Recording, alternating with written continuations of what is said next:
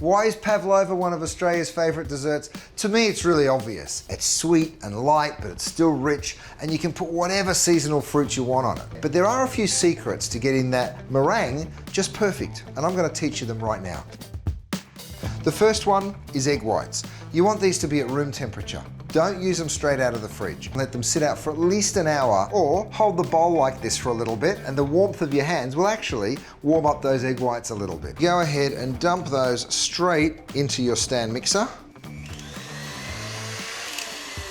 Once that whisk's been working for about 30 seconds, you'll see how voluminous this becomes, right? And that actually allows the sugar to be absorbed in a much better way. And then you just add it in a nice slow stream. Let's have a little peek and see what's going on. You can see now by the whisk, it's now probably at about a soft peak. So see how that's really floppy?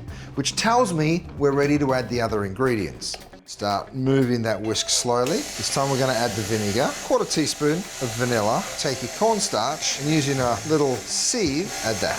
Pick up the pace. I always add just a pinch of salt to every dessert that I make because I think it brings out a lot of that beautiful flavour. Now the reason I check it a couple of times is you don't want to over whisk. If you over whisk it, you'll actually start removing some of that air again, and eventually you'll beat all of that air back out. So it's just that perfect moment in time that we're looking for. Let's have a little peek at our peaks. Perfect stiff peaks, and when that happens, you know you don't need to whisk it anymore. But I'm going to show you a little trick. Take some parchment paper and get yourself a cutter. Now whether that is a big one or a small one, choice is yours. I actually run a pencil around like this, flip the parchment over like that. You'll still be able to see through it, and you can just gently fold that beautiful light meringue around like this, pop it onto your parchment. Now another little way to get those perfect meringues is using one of these guys. If you've got one of these big ice cream scoops, you can go ahead and hit it right in the middle of that circle that you made, and you create this beautiful dollop of meringue. They might want to be small individual ones, or you might want to do one really big one. It can kind of be in any shape that you like. Use a spoon, and I actually want a little divot in the center here, so I've got somewhere to fill up my whipped cream. We've made our pavlovas. Now here's another little secret. If you take just a little dollop of that meringue and stick it in all four corners, it's going to stick to your sheet tray, so nothing is going to fly around in the oven.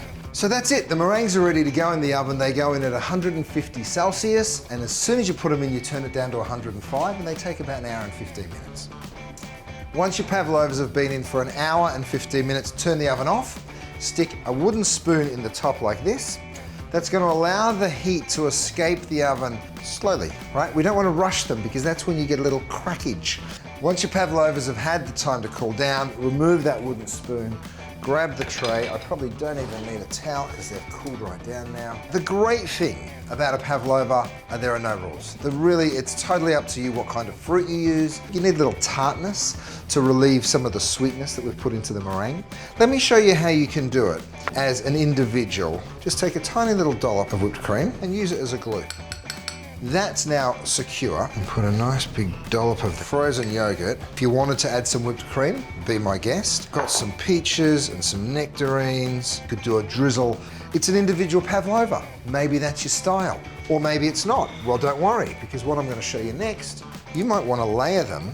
This one I'll do with some whipped cream, and you might want to stick them straight down the center of your platter like this, and put a nice big dollop of cream in each one. So you can now see just how many different options you've got when it comes to plating these. Of course, you dress it with whatever fruits you like the look of. We're so lucky in Australia, our Christmas falls right in the middle of summer. I've actually got a little caramel sauce that I made with passion fruit. Just imagine if something goes slightly wrong with your pavlovas. Imagine if they're a bit broken. There's a thing called an Eton mess. Purposely break these babies up, still leave them in big chunks, stick them into the bottom of a glass, put a little frozen yogurt or maybe some whipped cream, and now we kind of layer. Finish this with one perfect little raspberry. Bloop, bloop. That looks great. I want to go to this dinner party. So whether you want to do it as an individual pavlova, an absolute showstopper, or my beautiful little messy smash pav, the choice is yours when it comes to plating. The good news is all of them look wonderful, but even better, they taste delicious. Go to coles.com.au, I've got lots of ideas, and of course my full recipes. Come on.